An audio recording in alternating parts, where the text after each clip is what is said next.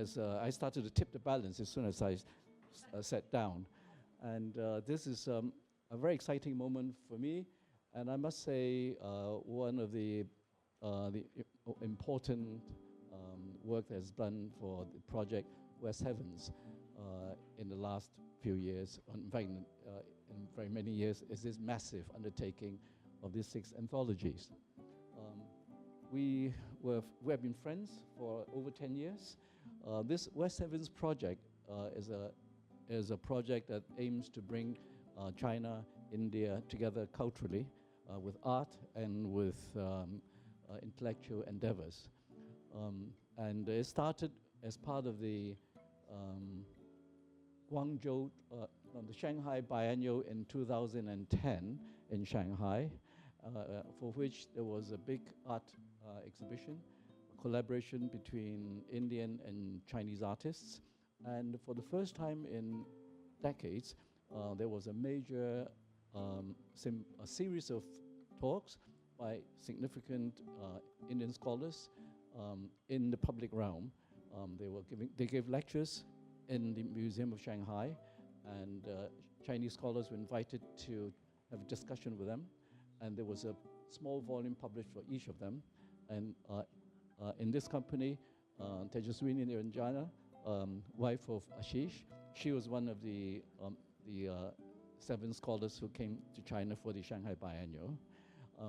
And the year after, 2011, Ashish organized a major project for China, which is Indian cinema. So for that, for this introduction to China of Indian contemporary culture, there has been many significant repercussions, including the invitation of Rex Meader Collective to be in charge of the Shanghai Biennial in 2016. So once again, the West Heavens project, with the help of scholars like Ashish, has come back to the Chinese soil. And this time, we are very grateful to our collaborators who have published a Chinese version of the first volume of the series. And Enoch Tam, who is the publisher and also chief editor, he is coming now, but he had just finished the class. So he'll be introduced when he arrives. And just another word about West Heavens project. This, for me, must have been one of the most exciting intellectual adventure in the last 15 years, as it opens to me a world of exciting ideas, and also to some of the sharpest intellectual acumen that one can find, especially in dealing with problems of modernity with the modern world. And this is not just a problem for India or China, but it is actually now a more acute issue today with change in global politics, and especially in the post-COVID era. So I've been dragging on and on just to express my gratitude to Ashish and to the scholars who have come to have a conversation with him. So I'll leave this to the moderator. Sorry, I forgot to thank Asia Society. I mean, Asia Society has actually been absolutely heroic, because they managed all this in a very short time, really efficiently. And also, this is one of the most comfortable situation I can imagine, having a talk right in center of Hong Kong. Thank you.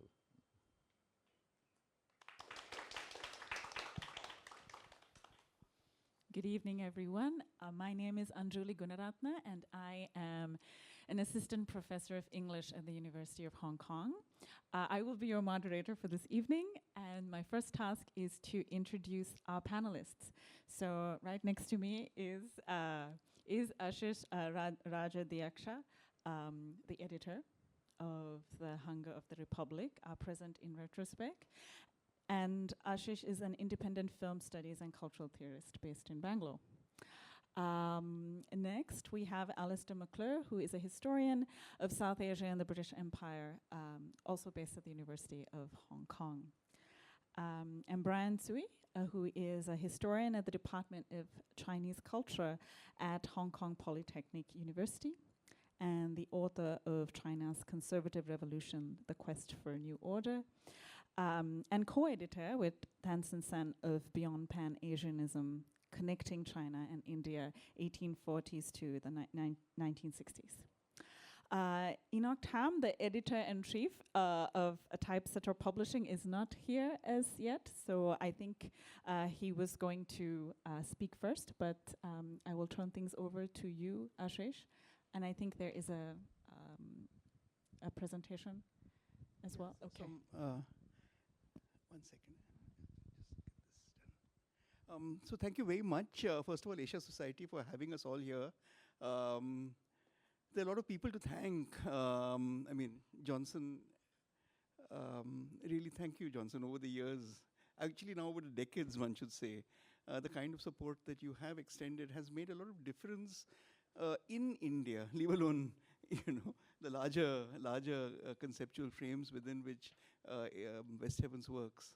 Enoch Tam of Typesetter Press has brought this particular really very dense book in Chinese now, and we shall now see what the future of this book is going to be in the Chinese-speaking world. It's going to be quite an interesting journey that the book will hopefully have.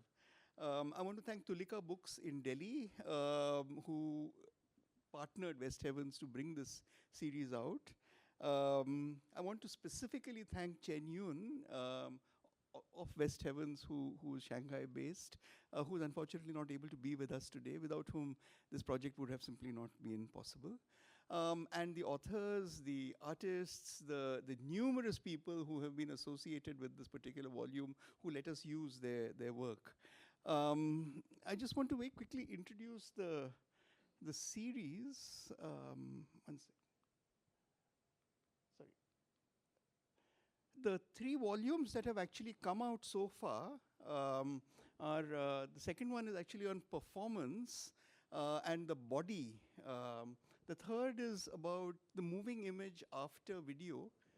And the fourth, which is just now happening, is on the urban spaces, on urbanization in India. It's called Cities Untold. 2 additional volumes. One is about the museum in India after, in a way, in more recent times, as the museums have started taking on more and more complex and contentious political issues in India. And there was going to be one more on still photography. It's called by Rahab Allana. He's editing this. Now, I am the overall series editor of the series, and also the editor of the first volume. All the other volumes are edited by different people. And it is the first volume which has now been made available in China. It's called The Hunger of the Republic. I just want to say a couple of prefatory things around books and translated books as I start. There's something very robust about publishing a book, as against making a film or doing a painting. A book exists in the public domain in a rather robust fashion, and notwithstanding Enoch's here. Enoch, join us. Books exist in a robust fashion. I mean, we have had histories of books being burned, books being banned, and yet books have a longevity, a capacity to survive. Mainly, it seems to me, because as objects, there is a certain resilience that books have. And we do rely on them to hold their own in the face of multiple historical challenges in a way that other art objects aren't necessarily able to do.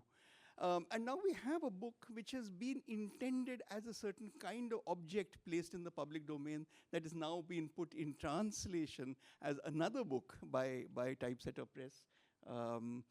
And we now look to see what the career of this particular book is going to be, because this is not to be predicted. Whatever it is, whatever journey it takes, it is going to be a journey of a certain ongoing act of meaning making and translation, of which this book itself, I think, has been a part. The essential feature of such survival is in the circulation of books. Books circulate. And I think circulation of books has become in itself a meaning-making activity that we must now want to spend a bit of time about. This is a series that's ostensibly about India, but it is also about something more abstract. I mean, India not as a place or a region, but India as more a concept, and that's something I think West Heavens has been very interested in. India as method, you might say, to modify our old friend Quan Ching Chen's words, allows us to revisit not only a place named India, but also to revisit concepts that India has ostensibly stood for, such as democracy, politics, cultural history, and increasingly totalitarianism. As we focus then on the circulation of the book, the ability of the book to move, we also discover what seems to be a new capacity that we all collectively have, and not only in India, but everywhere, to read uncanny significances into the familiar, which is a strategy that typically exists under totalitarian conditions. When you read things in ways not intended, you read things, you misread, there's a misreconnaissance, as they say, a misrecognition, thereby reinvigorating many of our received systems of interpretation and meaning-making. Meaning emerging here now, not only through returns to the past, but I think, it has been the strategy of the series, through three kinds of interpretative journeys. One from present to past, necessarily as we return to history. A second is from past to future.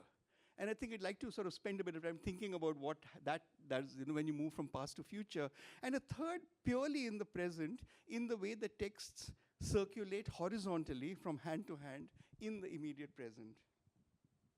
As all these vectors combined into one hallucinatory sort of amalgam of hindsight and retrofuturism, they reveal a consciousness that we, the readers, viewers, appear to share with people who made these works, quite recently wrote these texts, printed photographs, for reasons far removed in time and place from the ones that we are currently bringing to them. A kind of a textual solidarity, you might say, with people who wrote these texts at different times, through a process of representation and recirculation, as if pre-designed to address future historical uncertainty, even as that uncertainty generated unexpected creative and analytic opportunity. Now, this is, I think, very important because we're looking at a time that is historically not too far away. It's the 90s, India since the 90s, and yet in a strange sense, it might well have been 100 or 150 years ago. There is a hiatus in a way that has separated what happened quite recently from what's happening now. There's a technological hiatus to do with digitization, but there might be other kinds of gaps that have happened that require us to state a distance from a time that we have experienced, but we haven't theorized enough, in a way. So what really happened, I think, was this. In this particular series, we began setting up encounters with what one would describe as the ghostly remnants of concepts, such as democracy, such as the will of the people, as though you might encounter ruins of a time as it once purportedly was. These are concepts that may have existed in a certain way, and we're actually encountering an afterlife of those concepts in the present. A ceaseless movement, the totalizing new normal, threw new light on the constitutive role of normalcy. What is the normal? What is the everyday experience? Is it a cover-up? Is there something else happening beneath normalcy? This redefined new normal, a phrase that we use all the time, takes us, this book series argues, back to other moments that had similarly encountered this unprecedented everyday. This was not a return to origins, not a return to how things once were. Rather, it was a discovery in such moments of the ghosts of other moments, right? So, for example, today, however things pan out, you cannot really speak of the today without speaking of globalization, and you can't speak about globalization without, for example, looking at what happened in the 1970s in India in the post-emergency period, and so forth, so that even immediate questions took us back in times when the Indian state was imagined and reimagined politically and administratively. Now, this is a kind of a methodology that I think may find resonance historians in other locations that may not be terribly interested in or familiar with what happened in India, but might actually see this India as method kind of approach to be a kind of a metaphorical detour to speak of things that are not necessarily only to do with India. I'll just show you some, sorry, oh, keep going back. This is the texts that we have in English, and I think that the Chinese edition has substantially stayed with them. I mean, some of them are extremely famous texts. I mean, Rajni Kothari's Democracy in Search of a Theory in 2005, the grand figure of Indian social sciences who passed away, his last book, Sudipta Kaviraj's The Imaginary Institution of India, Gyanendra Pandey's In Defense of the Fragment, Utsa Patnaik's The Republic of Hunger. Now, these are really famous essays from social sciences in India, but along with them, we have a number of texts that are not that well known. We've actually tried to create what one constantly calls as a kind of mashup. Let me move on. These are a set of visual installations that we did. So Rajni Kothari's last book was, it's called In Search of, Democracy in Search of a Theory. You know, he's actually trying to figure out what democracy might possibly mean as a concept in 2005. I mean, this is the man who wrote Politics in India in 1962, and I mean, this is his last book before he died. And what we've done is we've created a series of montages in a SyncMaster computer of key events that have defined India in the decade. You know, this is the destruction of the Babri Masjid. This is the attack on the 2002. Going along with Gyanendra Pandey's famous essay called In Defense of the Fragment, what Pandey does is he looks at a very important school textbook called Modern India. This is an 8th standard class textbook written by the very eminent historian Bipin Chandra. And down below, he's actually got a human rights report of a massacre that took place in a place called Bhagalpur in 1989. And he tries to understand how such an event as what happened in Bhagalpur in 89 can redefine Indian history. In what way that incident actually challenges this particular kind of history writing. Here we have, 25 years later, a really important photographer, Javed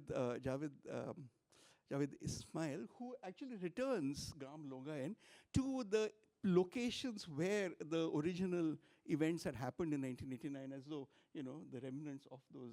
These are the visuals that go along with Pandey's essay. Along with Geeta Kapoor's very famous essay on contemporary cultural practices. This is actually a Shanghai Biennale installation, Moinak Bishwas, of the filmmaker Ritwik Ghatak. Now, Ritwik Ghatak was a really important filmmaker in the 70s, and he has become, in this book, a meme. He has become a kind of a figure. So I'll just go to the back to the cover of the book. You're actually getting a kind of a situation. The film, his last film, Reason, Debate, and a Story, ends with him playing himself being shot and falling down as he is caught in crossfire between radical activists and the police. And this falling figure of Ghatak is actually the figure now that we get sort of, as it were, hovering over the incidents that have defined modern India. So Ghatak has become a meme in this particular story. And here he is. I want to move on a little bit. This is a text that image that you were very interested in.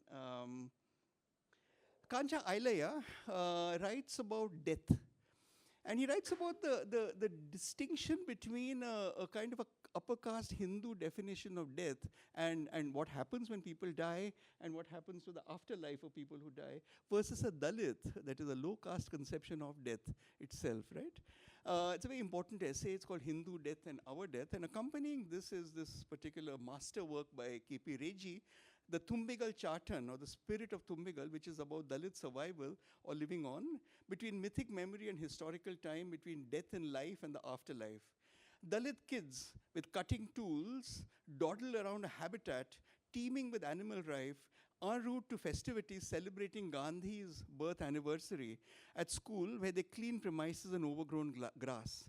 A ship floats by This ship was originally the HMS Hermes, that had seen action during the Falklands takeover in 1982 when Margaret Thatcher had gone to war with the Argentinians, which then became INS Virat when the Indian state purchased it in 86, and finally in 2012, when Reggie is making his painting, it's now in the dockyards of Kochi for its final patch-up. Again, such a historical time is framed in undead past, the Bhutam, green trees bracket leafless branches teeming with crows, betokening spirits of martyred ancestor heroes. Past noisy ducks is the legendary figure of the spirit of Thumbigal, a Dalit peasant believed to have been lynched for loving an upper caste woman, his corpse dumped in a paddy field, if you can see it here, as a means to protect a breached bund by sacrificing himself to save his community. The spirit of Thumbigal confronts us in a specific mode with open eyes that lock with the viewer's gaze, and in a reclining position reminiscent of the Buddha before attaining nirvana, the brutalized Dalit corpse and evil troublesome spirit doubles up as a wise and divine guide for his community today.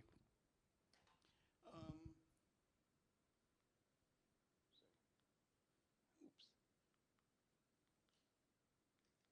It's not working? I don't know. I'm not getting it to work. Kelvin, can you move to the next one?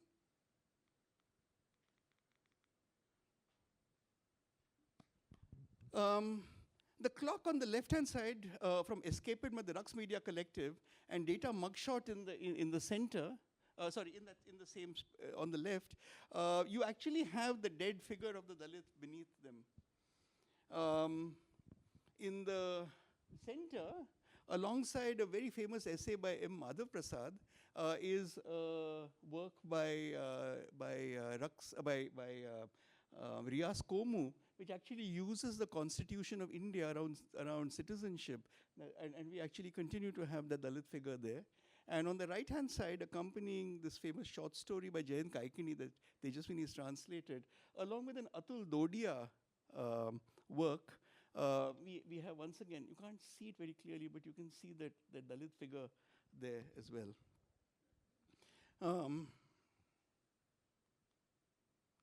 Next one, please. Sorry, this thing.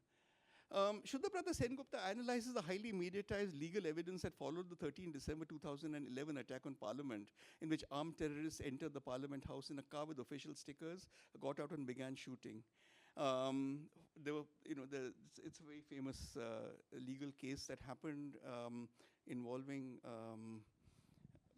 some of the people, S.A.R. Gilani, a university lecturer who was then basically accused of having caused this. Sengupta shows how diverse fantasies of mediatized technology played a central role in the reconstruction of the event itself, as several films dealt both directly and indirectly with this incident and mobilized popular images of terrorists and the so-called modus operandi. You're getting a huge bunch of films that now tell you these stories about terrorists and about the way that the Indian state kind of got after them, which is the popular imagination of terrorism, which actually affected the legal case of this time. On the left-hand side, Sanjay Kak's famous documentary, Jashn-e-Azadi, How We Celebrate Freedom, alongside the kitsch displays of military digital tech in the film 16 December, a lowbrow fictional reenactment of the 13 December attack. These are the images that go alongside that text by Sengupta. And last, I'll conclude now. Heroic speech in such times can be leavened as conscious strategy by the unheroic. Can you go to the previous one? Or go to the next one, please. Yeah. This is actually a sculptor called K.P. Krishnakumar who committed suicide sometime in the early 2000s. And this is a sculpture he made called The Thief. And this, he was part of the Indian Radical Painters and Sculptors Collective, and his fascination with the radicalism figures Anita Dubey, whose own manifesto statement called Questions and Dialogue, written in the early 90s in Baroda, has been reproduced in the book. And she talks about figures who are not the glorious figures of labor, but really edgy, naked, sexual, cunning proletarians like this particular thief. And what we've done here is that we've put that particular thief on top of images by Veena Das of the Bhopal gas disaster. So this was in the late, early to mid 80s, I think. I've forgotten the date, 84 maybe, when there was this industrial disaster in the city of Bhopal, when a factory, Union Carbide, actually there was this deadly gas that killed many thousands of people. And she speaks at some length about this in the book, in the essay that has been reproduced in this particular book. So the thief is on top of an image of that Bhopal gas factory. I'll leave it there, but I wanted to basically sort of indicate the kind of mashups that we have attempted as we have used images and texts that are well known, that were produced in this time, to come together to make a meaning that one hopes may be larger than the sum of their parts. And I now leave it to Enoch to explain to us how, or if all of this has been how it has come to be reborn, as it were, in its Chinese iteration. So thank you.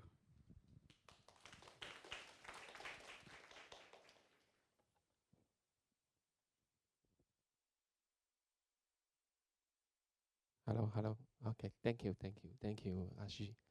Sorry for missing the early part of your wonderful speech. And I'm Enoch Tam, the editor-in-chief of the Typesetter Publishing. In Cantonese, it's 小文出版社.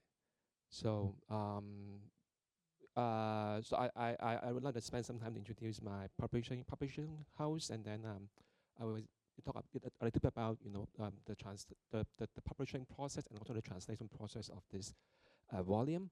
My publishing house actually established in 2015 and rebranded in 2018. And after 2018, we focused more on academic publishing. So we see a lot of gaps in Hong Kong, about how to convey knowledge outside academia.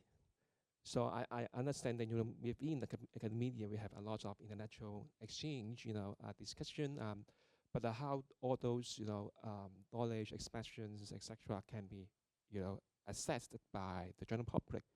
So the main idea for me to establish the publishing house is to would like to use this as a mean to I don't know which word is a better word to describe, but to convey or convert all those intellectual exchange, conversation within the academia and through the process of publishing that can be assessed by the general public. We have few focuses or few keywords of our direction. We publish books on, for example, gender studies, Hong Kong studies, and also critical theory.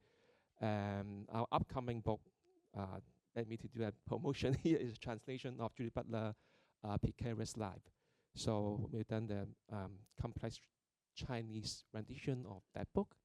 I hope that it can be released maybe in July or June. It depends on the progress.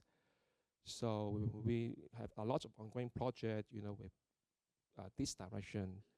So you may be curious that why we would go to publish, this book, because somehow this book, for of course within our direction, but somehow some part of it actually transcends what we have been done in the past few years. So the first time when Ashish approached me, I think 2 years ago, maybe, yeah.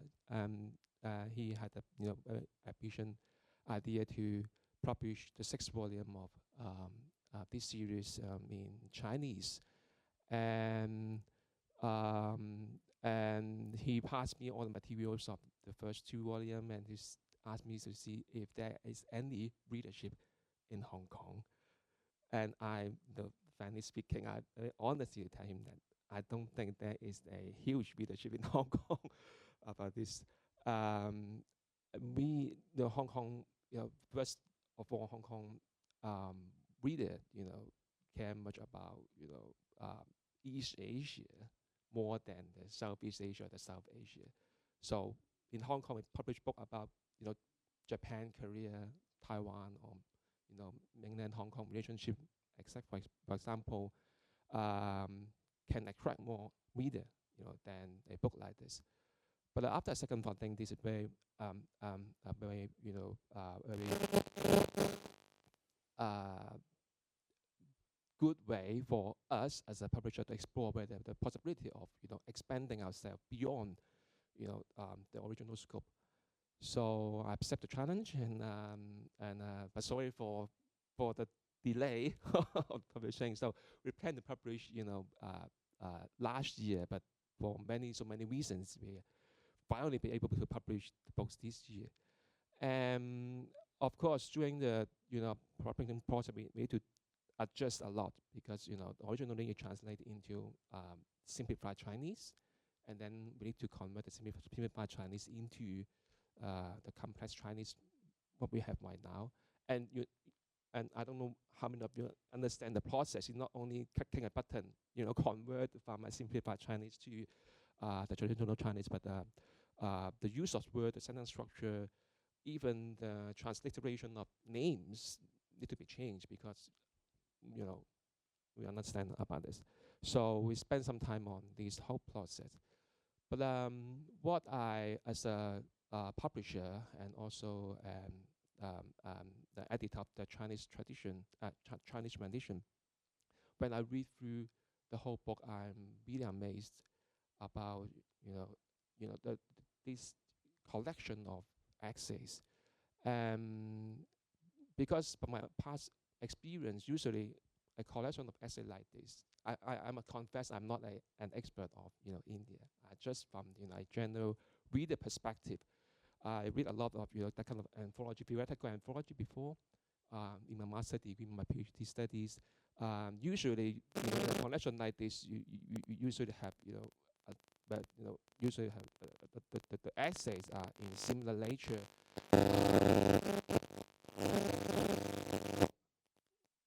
Is it good?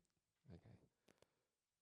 Similar nature with very heavy, philosophical or theoretical integration. Thank you. And but still, in this anthology, when I did editing, I read through it. Of course, part of it is very philosophical and theoretical.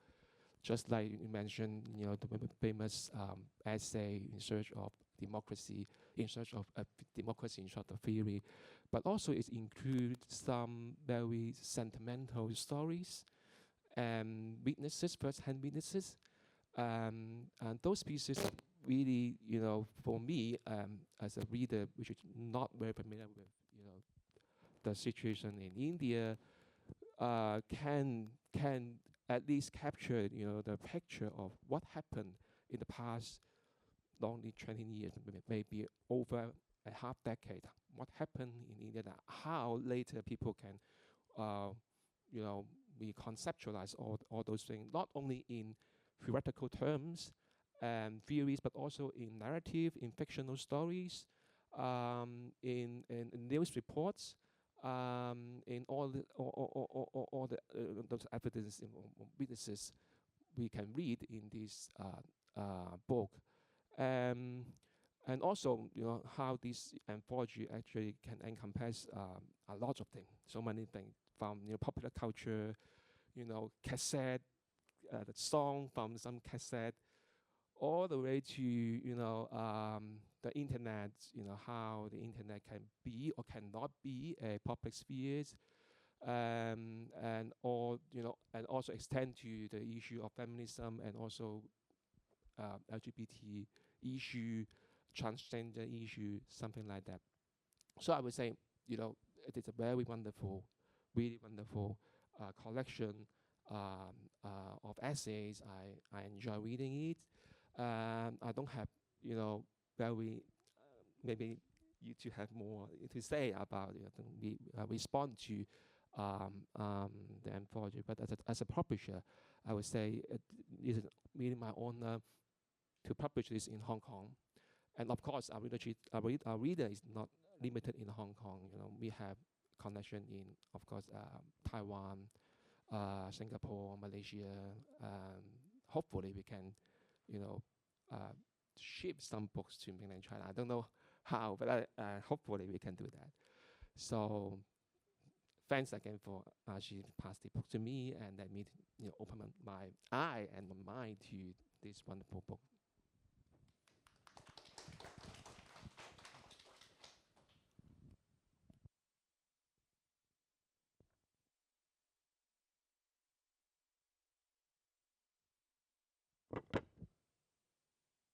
Hello.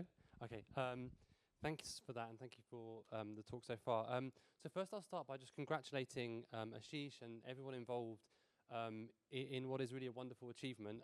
I can only imagine the amount of thought and care and coordination that goes into producing the sort of project of this sort of size. So it's a fantastic achievement, and as my comments will suggest, I think what the final product represents is a really necessary and valuable contribution that any of us that have some interest in the many important questions that come out across these texts will be really fascinated by. So I'm going to speak as if most people haven't read the book and kind of mention three things that really struck me about the text that they're chosen, which I hope will give some sense of what I think the value of the anthology is and the significance of this type of work. So the first thing I wanted to kind of note is the kind of value that this has as a learning and teaching resource. And so I know Ashish wants to talk about mashup, but as a historian, I couldn't help but think about it as an archive of a really, really rich and carefully curated interdisciplinary archive of texts that move across some of the most important themes of Indian politics then and, of course, now. And this is thinkers, writers, academics, artists that are thinking about Indian political life in the 90s, later 80s, early 90s. And so for all of us that, have read our critical approaches to archive, we know that everything is about deciding what goes in and what goes out. And I think what we see here is a really refreshing and diverse range of voices and disciplinary perspectives on this 90s period. And so there are essays on economics, political theory, history, historians writing, anthropologists writing, but also what I thought was really interesting is the interspersing of academic writings with, civil rights reports and translated stories, legal writings and so forth.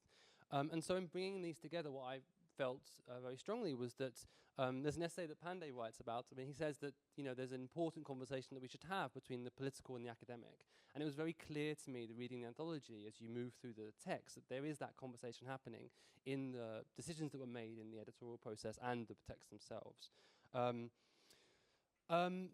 And so one of the things that really pulsates to all the texts is a kind of urgency. There's a political urgency to all the texts because often they're written about after some crucial and often tragic moment of India's kind of political journey and its post-colonial kind of moment. And so there's a real urgency I found to all the texts in that sense. And then I want to just note, and I'm sure others will come back to it, alongside that I really appreciated there's I think a quite attempt to be very inclusive in the text. It's not written for people that necessarily need to know everything about India, even though we move across many texts, many topics, many themes. So I really appreciated the kind of glossary at the end, the keywords. I think that's a very, very nice addition. And of course, and we'll come back to it, the decision to publish in Chinese and English, I think, is very, very valuable. So in that sense, the first thing to say was that for teachers and students of the region, then this is very valuable, but also for anyone that wants to kind of dip their feet in, I think, South Asian politics and culture, this is an excellent starting point. So with that in mind, the second thing I wanted to mention was reading it now is the kind of the continued salience of these works, right? And the book is titled The Hunger of the Republic Are Present in Retrospect. And one of the things that Ashish mentions in the introduction is this thing that's happening in the 90s around a new configuration around the people, populism, popular sovereignty, and so forth, and how that is constantly cutting across all sorts of other tensions that have much longer legacies and have continued to have played out in very important ways in Indian politics in the last 30 years.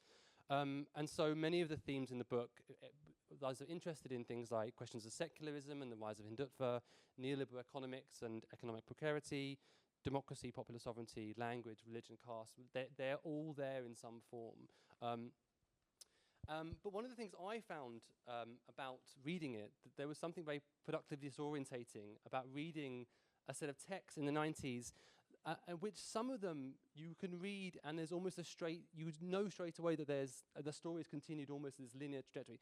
And so as I was reading it this week, you know, some of the texts I was reading about secularism and parliamentary democracy and sovereignty, and I look on the TV, right, and there's the inauguration of the parliament with deeply religious symbolism happening, you know, consciously happening. And so you have this jarring sense, you read some of these texts and you think, you know, these things have continued as you might have been predicted, right?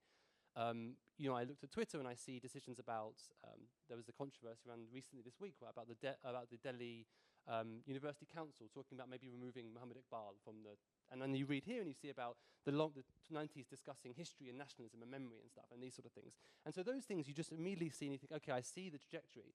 But then others you read, I mean, I'm thinking about, there's an essay, a really lovely essay by Ravi Sundaram on technology in this moment. And he's talking about the small amount of telephones that are there, internet connection, cyber culture.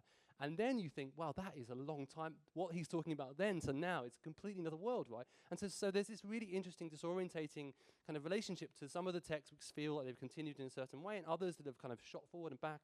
And so I was kind of interested in, when you were thinking about these texts, were you thinking about how people now look back at what has changed and what has not changed and the different speeds of some of these stories? So that was one thing that I really thought about when you, because you know, one of the things I guess you had as an editor was the benefit of hindsight, right? And these authors didn't have that, right? They wrote in the 90s and now they're published in the book now. So I wondered how you thought about that benefit of hindsight and putting these authors together in that form.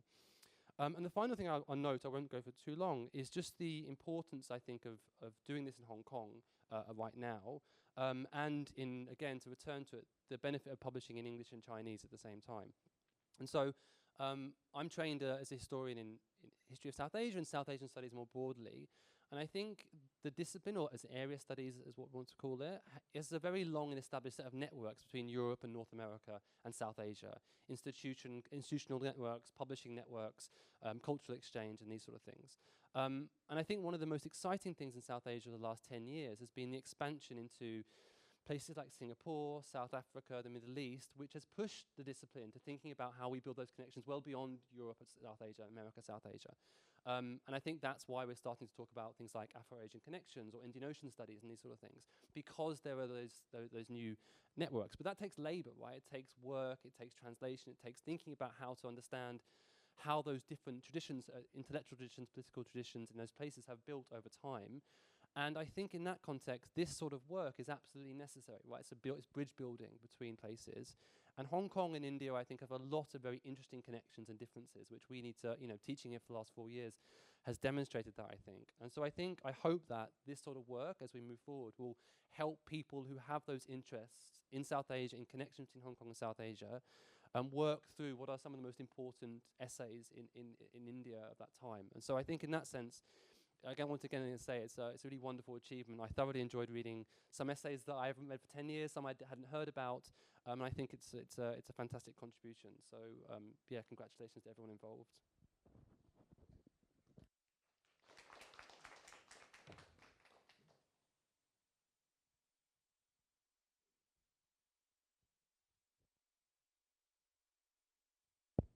Hello. So I'm Brian Tsui from the Hong Kong Polytechnic University. I just wanted to perhaps echo what Enoch was saying, that when I was growing up, South Asia does not really register very much in my consciousness, even the content. When I started as an undergraduate student, there's two colleagues of mine at HKU, and there's very few South Asian content over the syllabus, over the curriculum in the Faculty of Arts at least. Even though I must say that South Asia is never too far from us in terms of concept. I mean, if you go to the comparative literature department and study post-colonialism and subcontinental studies, then these authors are always there, although you don't actually know a lot about the contents, which is quite interesting. You really talk, I mean, India is method right there for you. I mean, but then we only know India as method per se, rather than India as a living reality. And I'm glad really that there's now more of this interest in in South Asia across the curriculum. I look forward to learning from Anjuli and Alastair as to how your students react to that, and also even just throw back to when I was in high school, when the first steps to decolonize the curriculum, when English literature was renamed Literature in English. The first novel that students had to read then was Arundhati Roy's The God of Small Things, alongside Shakespeare, of course. So then you have this taste of South Asia right there for you, even in late 90s. So this is just my so if you would indulge me in sort of remembering my time back as an undergraduate as HKU. But the main concept I wanted to go back to is the which Enoch in his introduction also stresses, and also in Ashish's introduction, is the concept of the people, right? I mean, Ashish in introduction writes very elegantly that under the New Order in the 90s, people no longer receive welfare as citizens, universal welfare as citizens, but as needy beneficiaries and victims, right? That there were all these sort of narrative devices, biomedical, legal, and caste ethnic of types that serve to pigeonhole various groups, discipline them, stripe them of agency, and perpetuate the well-tried strategy of divide and rule that goes back to the colonial era, right? And it is obviously quite easier for us. I mean, Alastair mentioned that. I mean, there's this whole sense of deja vu. There's this benefit of hindsight. Well, it speaks to our present moment, and it's very easier for us to think of this moment as an aberration, right? Especially in India, you have BJP and Modi and the inauguration of the parliament and so on. It's so blatantly obvious that you forget that this moment has been going on and on and on since the 90s and even before, right? And a lot of the critiques that were being launched within the chapters were mostly directed at the nationalist elite that was governing India since its independence, with technologies and methods that they learned or inherited from the British. I mean, as a historian, I know that those for example, the intelligence services in India, in post-independence India, the officers and so on, they were there before decolonization. I mean, the same officers, they wrote the same reports, and they had the same surveillance technologies. So these things, this whole idea of statecraft was something that dragged on even before the 90s, even though the 90s, you have a new confluence of forces and powers. Now, I think that's why the subtitle of this volume, Our Present in Retrospect, is most fitting. Not only when we look at the 2013, 1993, or even way back in 1953 or 1943 and so on. Now, let's since the Works of Heavens project aims to compare the different paths that modernity taken by India and China, allow me to throw this out about the concept of the people. The term people in Chinese, 人民, 人民, is a core concept in Chinese and in particular revolutionary political discourse. From the late 19th century on, the term congregation, 群 or 群, and then you have in the 20th century the idea of the citizenry, Chinese citizenry, 国民, 国民. And then, of course, after 1949, you have People, Renmin, which, of course, is now featured in the title of the state that governs Hong Kong. All these terms, at some point in history, denote activists or even insurrectionist blocs that strive for social and political transformations, although a lot of the meanings have been lost over the years.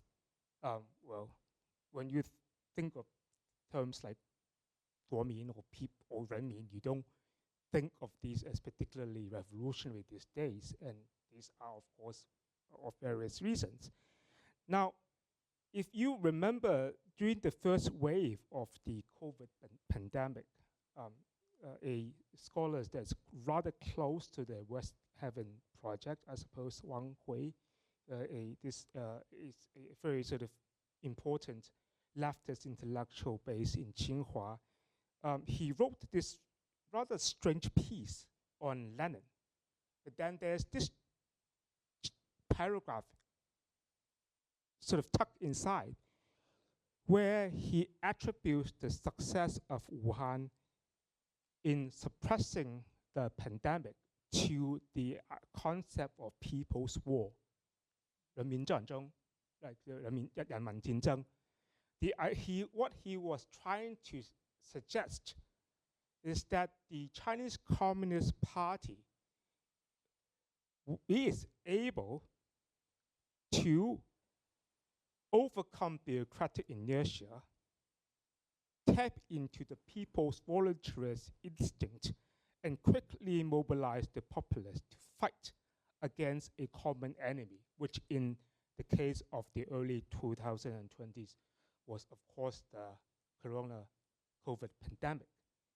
Now, this argument was, of course, very controversial, and obviously, as we read on the news across time, many Chinese people did not experience strategy as such.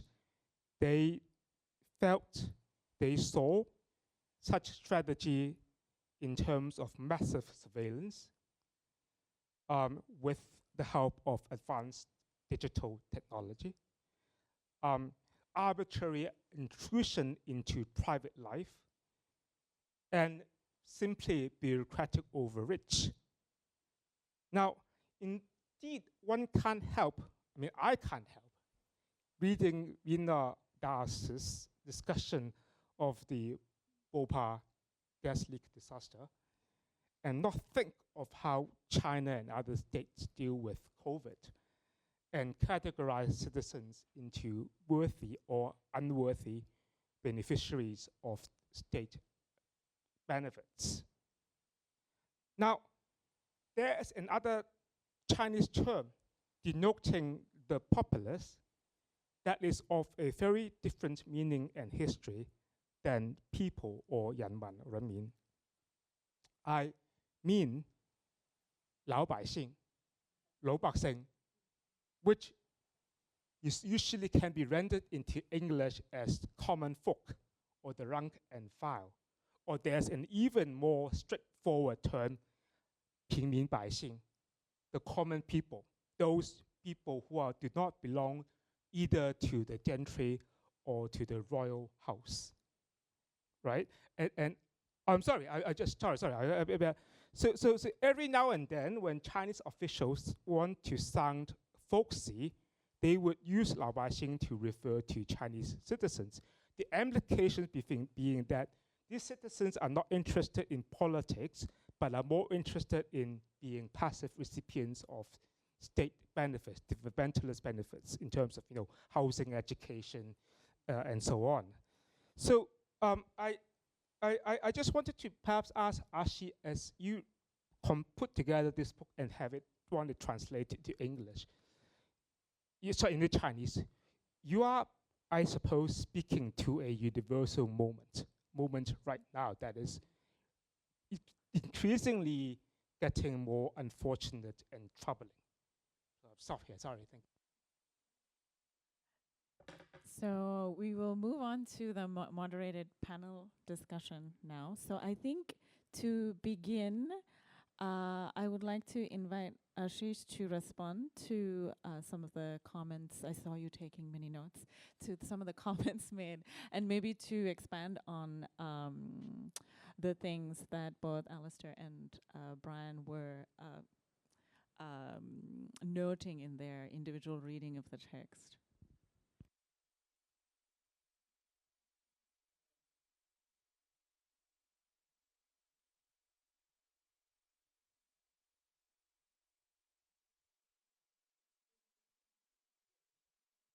Yeah, it works. Sorry, thanks. I kept on pressing it.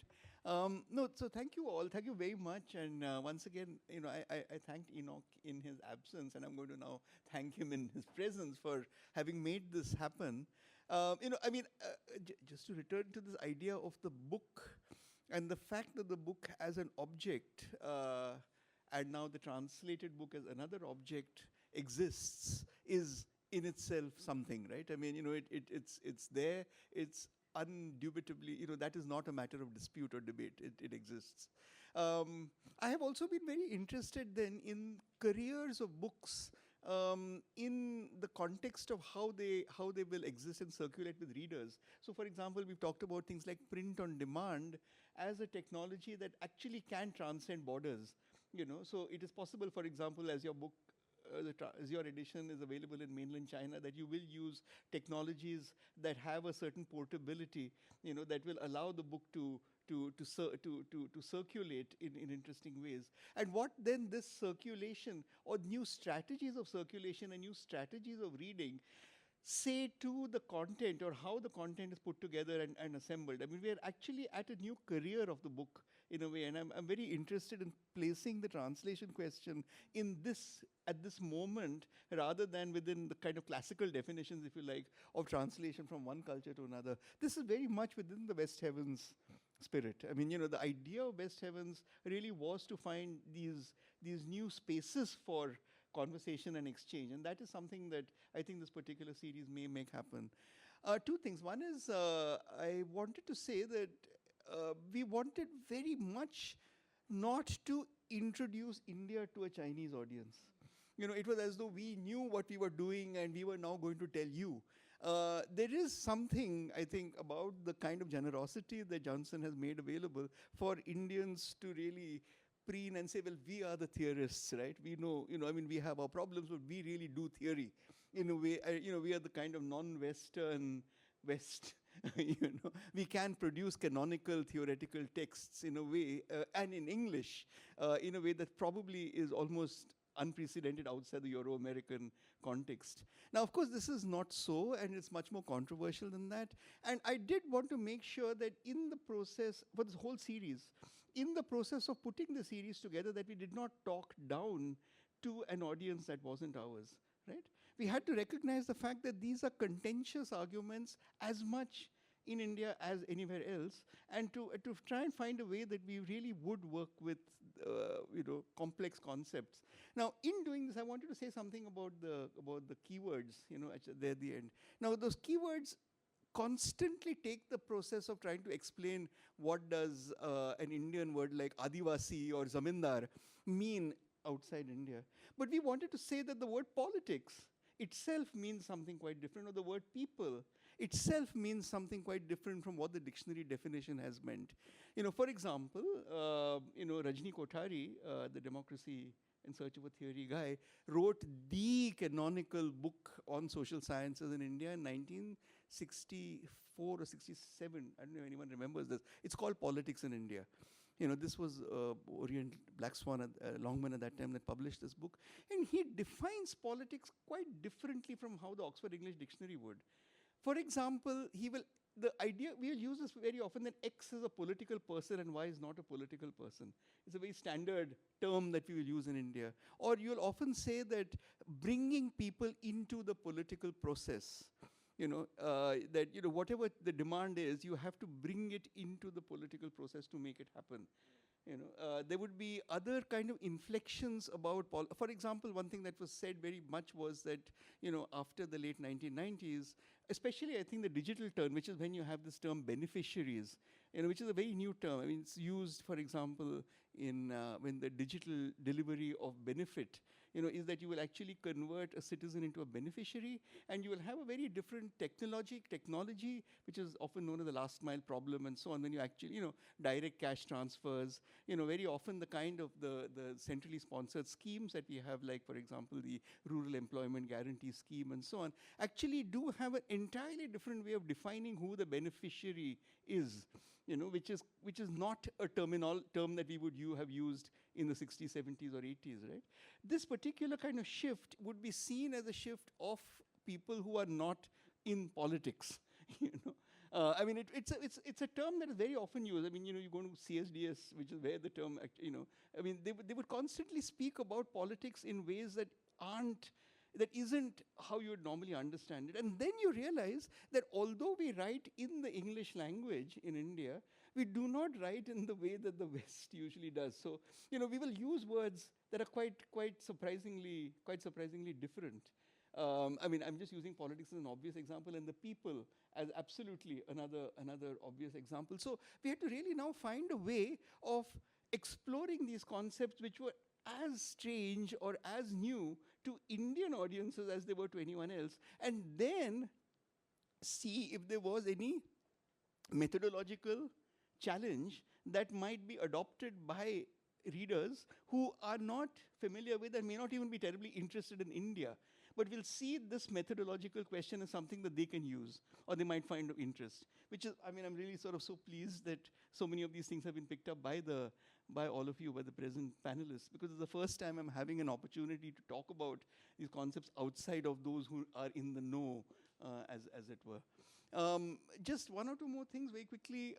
Thanks, Brian, for bringing in the state question, because it does seem to me that what also happens in India, again, politically, is this kind of overdetermined thing about, electoral politics, when you will say X government or Y government or whatever, that somehow or the other, the entire political process is written in particular individuals who are seen as the actors on this particular stage, and that if you change individual X with individual Y, somehow everything will be solved. It'll all be okay. Now, I'm not saying that that's unimportant, but I do think that we do need to theorize the state in ways that are rather more longue durée, and I think that very often actually lots of people have been speaking about, but the manner in which a certain kind of colonial structure actually has become a point of reference. So I have, in fact, that brings me to Hong Kong. I mean, I was as friends will know, we were in Hong Kong in 2019, which is when the protests happened, and I wrote this long essay called The Great Transition, where I did try to make an argument around how several of the issues that seem to be, I mean, that we seem to be talking about did have a history that really went back a long way, I mean, it did involve certain kinds of legacies that we had to battle with, and then two things happened, which is, I think, very important. One is that this idea of estrangement, when you are looking at something, Akbar Abbas talks about this, when you're looking at something that you think you know, and then you go through it and you say, actually, I don't know it. I thought I knew this essay, and then you look at it and say, wow, it's doing something or the other that I did not think it was doing. And it could be, an essay written as recently as 20 years ago, and it could be a famous essay, and you suddenly say, hell, I mean, it's actually doing this work. Or here is a photograph that's actually doing this, which you did not think it was. So absolutely, I think this hindsight is pivotal. I mean, I think that one of the great strengths that we all collectively have is the ability of hindsight. But the hindsight has a double-edged sword, because what now happens is that the confusions and unclarities of history suddenly disappear, and it is as though we're looking at history through like a 20/20 vision, Everything is suddenly absolutely clear in a way that it simply wasn't until quite recently. So the muddied histories that we have now been, so to say, clarified. The dust has, so to say, settled, which is in itself a methodological challenge, as well as a kind of, what you might say, a kind of an elusive sort of dimension to sort of go through. And I think that's a really interesting challenge in itself. So conscious estrangement and conscious restaging of the familiar on grounds that are not that familiar. So I mean, one thing that we did, which is actually terribly important for me, was that we took classic and famous essays in India and re-edited them. We actually created abridged versions, we did editorial interventions. Sometimes the authors were actively supportive, saying, Sudipta Kaviraj said, look, the Imaginary Institution of India has been published in 50 anthologies and 100 other textbooks. So just feel free to do whatever you're doing, because if anyone wants the original text, it's very much in print. What we are doing with it is, of course, new. Others did not respond because they probably didn't like it but didn't want to say so. And one has hugely relied on the generosity and goodwill of very eminent writers, artists, photographers, filmmakers whose images we've used, that the kind of mashups that we have tried to do, they have gone along with, because they are interested in this idea of estrangement of what we are trying to do with this. And I think that the kind of methodological consequences of this may well be what the series will try and do. And I'm hoping, I mean, friends here can tell me that will be what may well be the contribution of the Typesetter editions as going forward, something like that. Since you ended on the question of method, I mean, at least for me reading this, I'm not a historian, I'm a literature person. So I think for reading, thinking about how you were consciously rethinking how narrative shapes itself, how we create, methods of narrating stories. And with this book, you have to read both discursively and non-discursively, because there are the essays, but then there are the images that you have to kind of read in between the essays, on top of the essays, they're superimposed, so, and I think Alastair said that there was a disorienting experience, but also you were thinking not just of narrative form, but of narrative speed. And then there's the question of translation that, Brian, you brought up, and I'm wondering if that is something that you, Enoch, thought about when you were thinking of this text existing in Chinese. So I'm wondering if the panelists could pick up on that question of method and expand on, what it means to you and how you see the method of this text, perhaps introducing new ways of constructing narrative, or thinking about, mashup as method, right? The kinds of intimacies that it creates.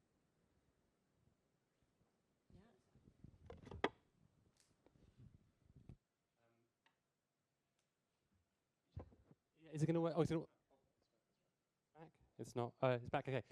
Okay.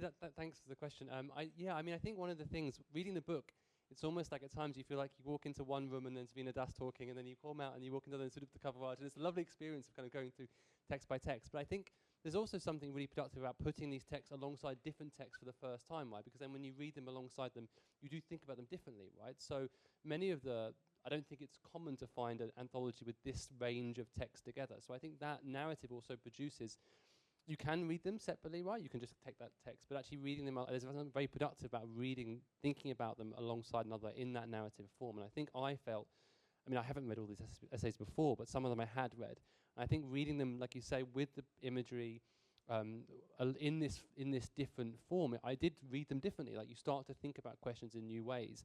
And so I think there's something very productive about putting old famous essays alongside alternative forms in this way. And that I thought was really, really interesting. And so again, I'd also like to hear about when you were doing this, were you thinking about the reader in this? You were taking the reader on the narrative yourself a little bit, right? Choosing 1, 2, 3, 4, 5, 6, 7, 8, 9, 10, 11, 12 and stuff. So I'd also be interested to know how this narrative question as well, about how you thought about the reader's experience in that sense. So, yeah.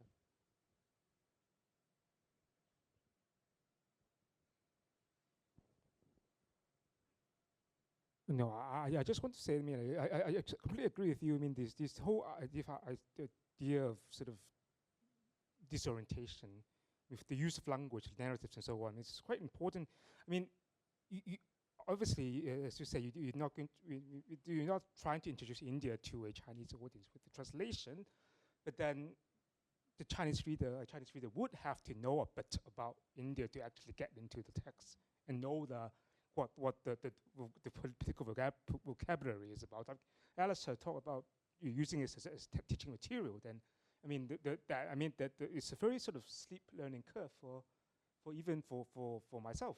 I mean, if I don't have the background to a lot of things that's happening, then I think what what you did with the visuals and so on, they're very helpful in contextualizing this new political vocabularies. That, as you said, that even though the writers mostly wrote in English, they use a language that is completely different, quite alien to what we are used to, even in Hong Kong. I mean, the one example I can bring up is I'm sure a lot of us work in academia or corporate institutions. You always come to these terms like stakeholders, and this is a completely depoliticization of what's going on inside a public institution or even within society. We are not stakeholders, right?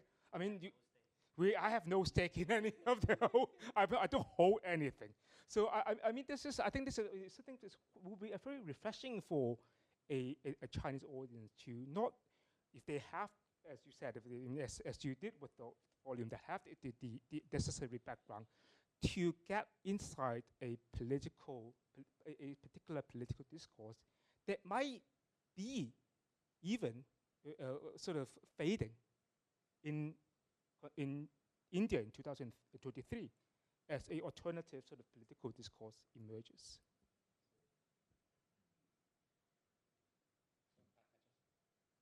I just have a very quick response.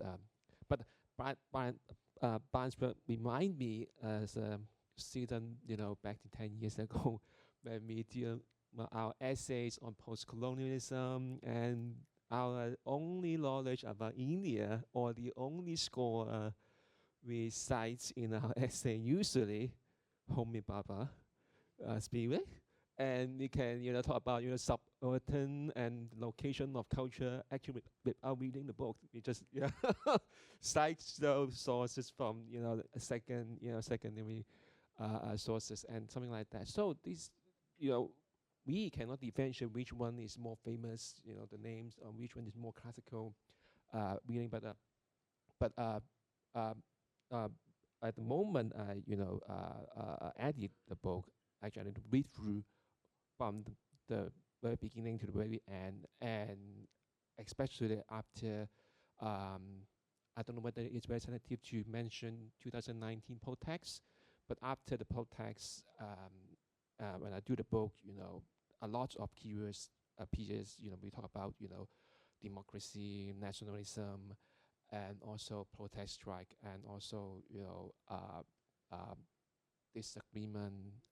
Those kind of words, appears in the protest and also in the book. So I can somehow associate, although the experience very far away from us, but in India, but somehow, those discussion, interrogation, and also those, the history you have gone through, your country have gone through, I can find a lot of resonance and echo, during the time when I read the book. Okay, that's it. Thank you so much for your responses. It's time for the Q&A, I've been told. So is there a mic that will be passed around? So I think so it's open to the audience now. If you have any questions, raise your hand, and I think we'll bring the mic over to you. Yes?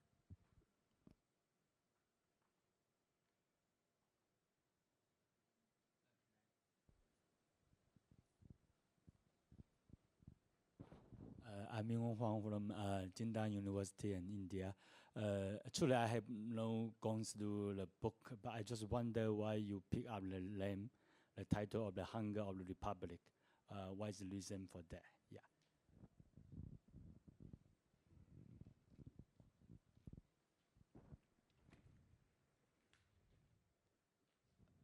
There was no single reason. I think there are two things. I mean, one is, of course, that it's a straight homage to an inversion of the famous essay called The Republic of Hunger, which is in the book, Utsa Patnaik's essay. Now, what is very interesting, I've been talking about the people, you know, there's a very specific kind of a shift that takes place, and this is what Veena Das talks about in that, you know. She says that, I mean, I'll tell you the specific incident that happened there.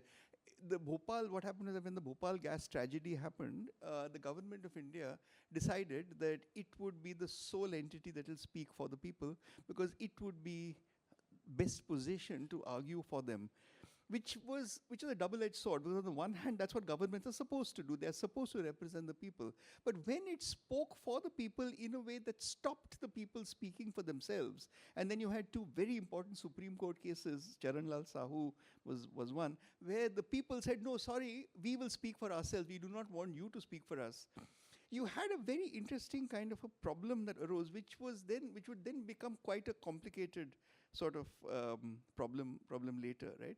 Now, you have a situation, and Partha Chatterjee in this famous book called I Am the People right now that's published, speaks of the idea of the people as an empty signifier, that, you know, the people are everywhere and nowhere, because the people are constantly referred to as the people of India or the people of America or the people of whatever, Hong Kong, saying that the people want this, the people want that, and except you don't know what the people are.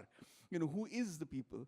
And who speaks for the people is an increasing problem that's kind of arising. Now, what does this have to do with hunger is a question. I mean, back in the day, when Utsav Patnaik is speaking, you're actually speaking of hunger in relation to famine or a particular kind of poverty that exists. But can there be another kind of idea of hunger as represented by a particular kind of an absence?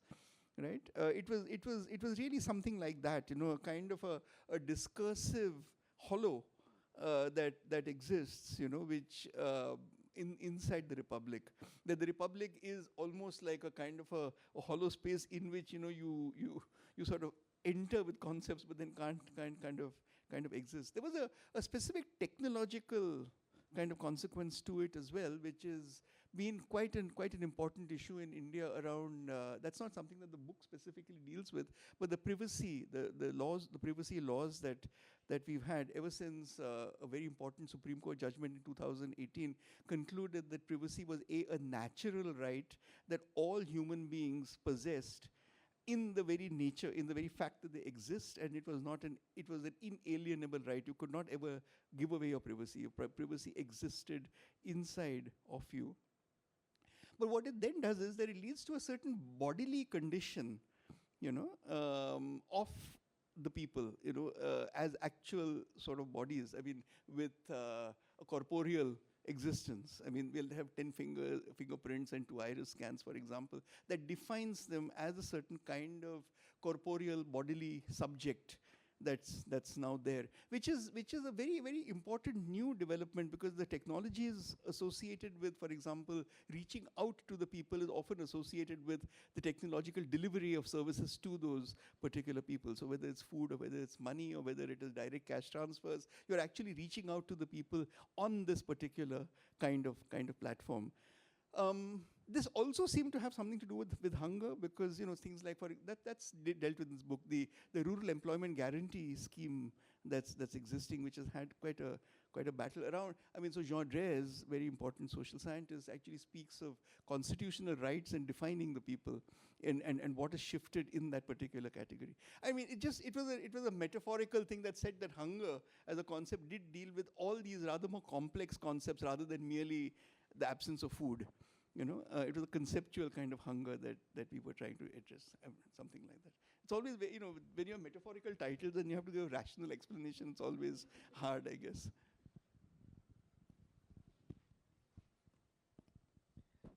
Hi, Ashish. Thank you, Enoch, for putting up this book, translating this book, and Ashish, I think it is really, really nicely arranged. It's a really good gateway drug to India, I would say. Like, it immediately triggers a lot of curiosity. Well, you mentioned about India as a methodology. So it means that, like, all these problems with, for example, the rising of totalitarianism or the global right-wing rises, we could see, like, we could somehow deduce some sort of solution, or at least a basic understanding, even like here in Hong Kong or in other parts of Asia. My question is, like, how do I, if I want to claim this methodology, if I want to claim this Indian legacy, how do I not sound like appropriation? Like, how do I genuinely utilize the resources of this book, but not sounding like, you know, just speaking over the voices of the Indian people and use it elsewhere? To answer that, I guess. I mean, I would say feel free, you know. But you know, I mean, you know, in a way, see, the point is that a lot of these concepts are truly public domain concepts. So they are susceptible to appropriation, misappropriation, and many other things. But then those concepts will survive or not survive. I mean, you know, in other words, you've started something, hopefully, and as I'm saying, books have a resilience. Books do live on, especially I think in the new modes that we have, and along with them, those concepts will make whatever sense that they do make. I don't, beyond this, I don't know, Enoch, would you like to comment on this? I mean, what meaning eventually will be made, and how will it be? I mean, you know the Chinese edition better than anyone, I guess. Well, I don't think I'm the right person to answer your question because you're asking. But I think, you know, I mean, you know, encounter any historical, theoretical resources in anywhere of the world, I think we can use freely, right? We can just appropriate. We don't need to seek approval of the origin or somehow creatively to appropriate those resources as a strategic way, you know, for us in Hong Kong or in anywhere of the world that can make use of those resources as a tactic, I would say, as a strategy to cope with our current situation. So I don't think we have a proper answer to his question, but to me, you know, please pardon me that I will use your resources freely in Hong Kong, you know, to equip us or equip me to face the current situation.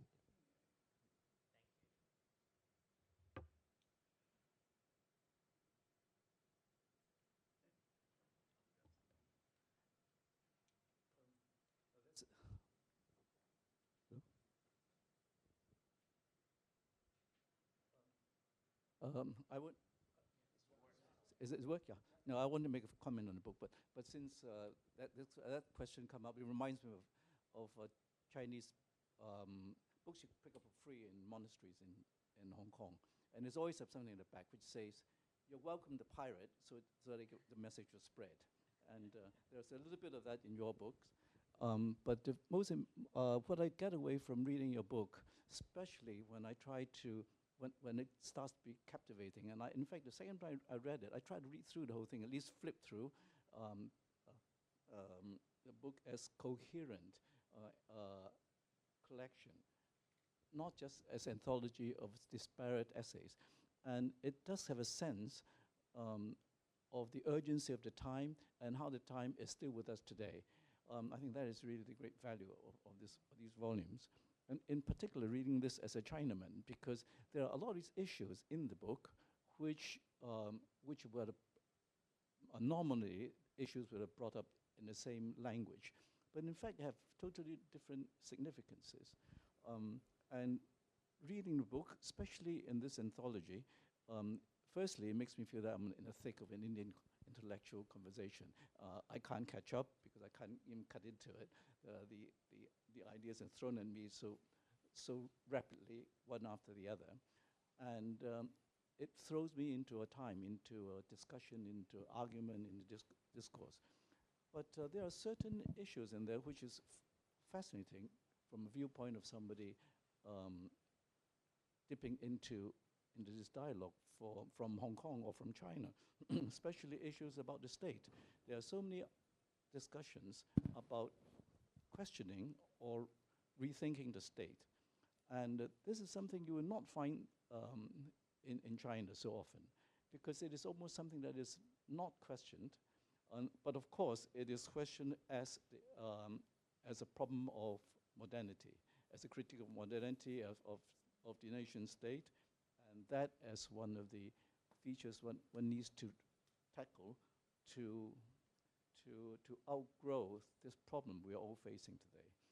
But the example of India is so much more interesting in that you are taking the assumption that there is no India until we come into the modern era. But from China, for us, the West Heavens was always one big thing out there.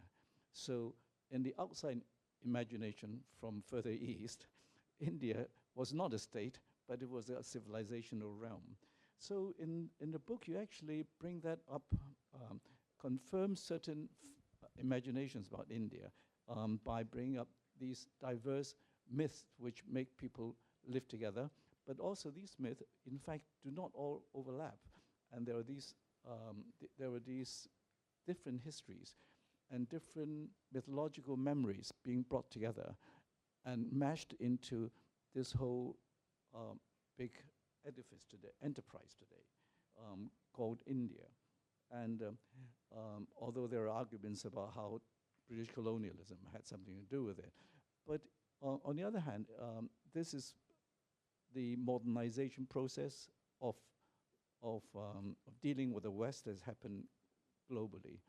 But in India, in this case, is different from the Chinese experience especially, in that in China, there's always assumption of a coherency or civilizational coherency that is largely the dialogue between center and periphery is quite clearly set. Of course, there were arguments even ages ago. Confucius was being laughed at by the hermits because he was arguing for the Zhou dynasty when in fact he is a descendant of the Shang dynasty. But this is a very long time ago.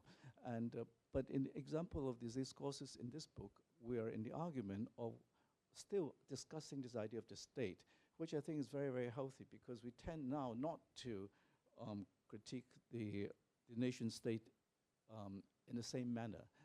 But India still has this possibility. So what it means is there's also a possibility of escaping it.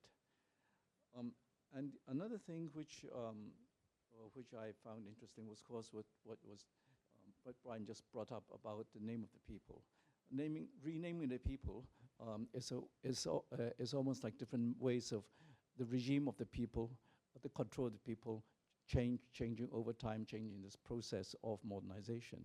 And although there's a lot of overlap between what's happened in China, from the different names that was brought up until from the people, the masses, or the national person, Guokman, the national citizens, all this changing of a name, every time when the name is changed, when the public's or the people is addressed, that means you get some new kind of rule over your head. And in the essays here, these arguments about the naming of the people are made very specific, or with examples such as the famine, the chemical disaster, and how speaking on and for the people would change this possibility. So this is absolutely fascinating. But I don't want to go on because I think everybody should read this book.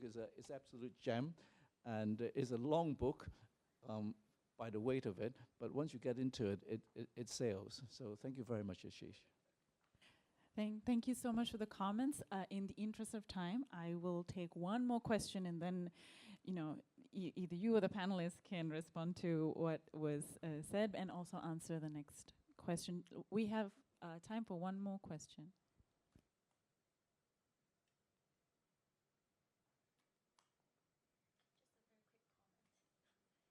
Actually, I've been staring at this keyword in the glossary, in the keyword section. Dalit, if I pronounce it correctly. Dalit, right? So Brian has been talking about the different names of people in Chinese, and I was wondering, now we talk about the Indian experience, that maybe Indian experience as a method that maybe China can borrow or learn from or appropriate. I would very much like to know how wide is the currency of this term Dalit in the intellectual discourse of English, Indian intellectuals, Indian daily dialogues, intellectual dialogues, discussions. Because as far as I noticed, that all the essays of in this collection are using the term Dalit instead of people, as in English. Dalit is a Sanskrit name that that is borrowed to refer to people, you know.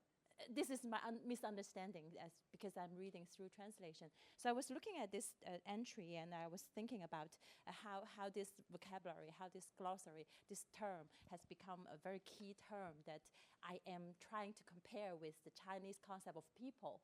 So that's my misunderstanding. So I would be very curious to know that how wide is the currency of this term in India? No, here we are really at I suppose the crux of the translation question, and I have no personal control over idea of how this word has either been translated or what meaning has been made of it. So Enoch may or whoever's I don't know. That's some. No, Dalit is the concept of, I mean, basically the caste situation in India as one of the foundations of both modernity and democracy. Go back to Gandhi, go back to Ambedkar, go back to the founding principles of the Indian constitution. It is written into that particular constitutional structure that the directive principles, which is part 4 of the so I'll just give you a quick little thing about that. What happened was that normally a constitution of a new nation state will be to talk about what the rights of the people are. Yeah. So there's a whole sort of part 2, part 1, part 2, this thing about fundamental rights of the people and so on. But one of the explicit contributions of the Constitution of India that goes back to this particular person called Ambedkar, who was considered to have been one of the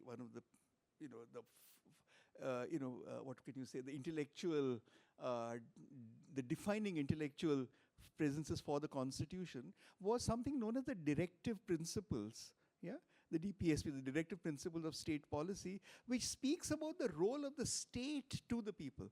It speaks about what the responsibility of the state is to the people, not the people's right. In both these, there was a very explicit understanding that there was a certain kind of a condition of caste oppression which required the state to recognize and put into its constitutional framework that these particular sets of, what I think comes with the Schedule 8, I think, of the Constitution, that defines a set of scheduled castes and scheduled tribes, which are, along with other specific oppressed entities, the kinds of people who needed state support. So caste, in this sense, is central to the conceptualizing of the modern governance mechanism.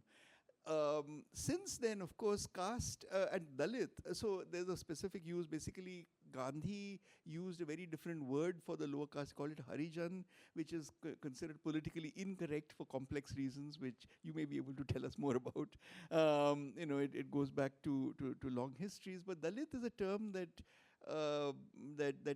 is now accepted as the term with which you use for the lower caste. That is to say, the people who are the low caste. Now, this in turn will further, for example, when we had a certain economic segregation of the people by income, we had. You want to comment on this? It's a can of worms. It's quite a complicated story. I mean, we really leave it at that, because I think that it's really quite a complicated issue. Now, I'd be interested to know how that the word has been translated and what meaning has been made here, because it certainly would open up, I think, a new question. And would you like to? Hello. I think in Chinese it should be in translate in. Oh. Okay. So you translate in 大众, right? In 大众. So in the masses, if it translate back into English from Chinese to English, I think it's right, the masses, right? If it translate back into English, right?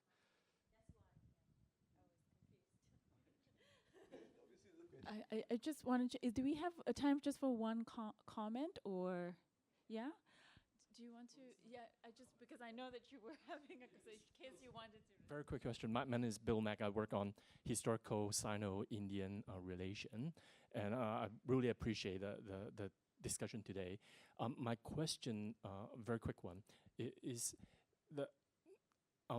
Ashish mentioned that this book, the topics chosen are contentious, even for Indian readers. And then Brian mentioned that the topic is a steep learning curve for the Chinese audience. So I personally would definitely read the book. I don't know which version I would read first, the English or Chinese, but I wonder how you wish to engage with the Chinese readers with this book, or how do you envision the dialogue to continue?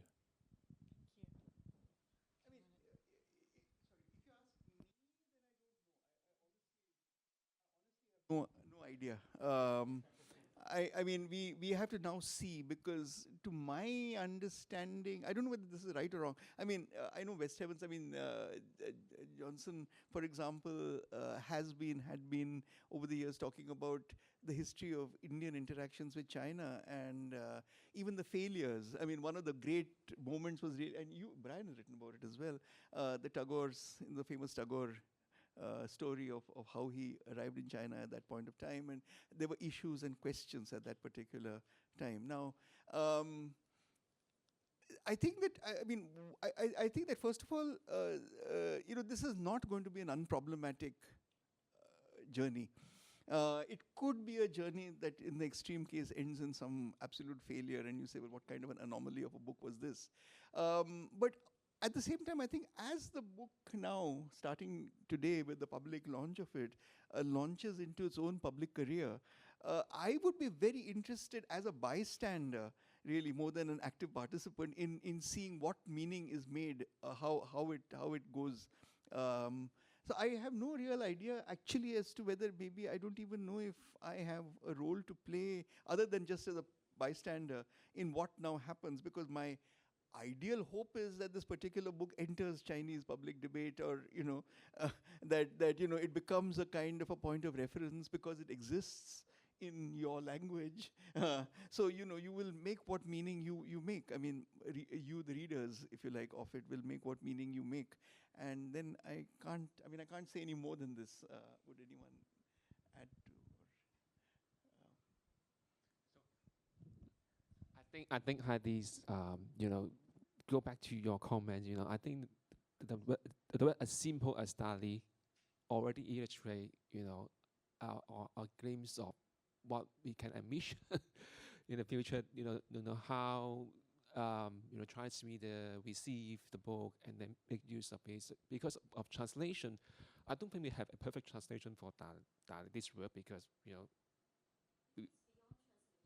yeah, and then but we read through language, so we receive the concept through language and through Chinese, and Chinese cannot have a perfect equivalent for this word, so we can only use words like the masses to understand Dali. So it already shifts the meaning, right?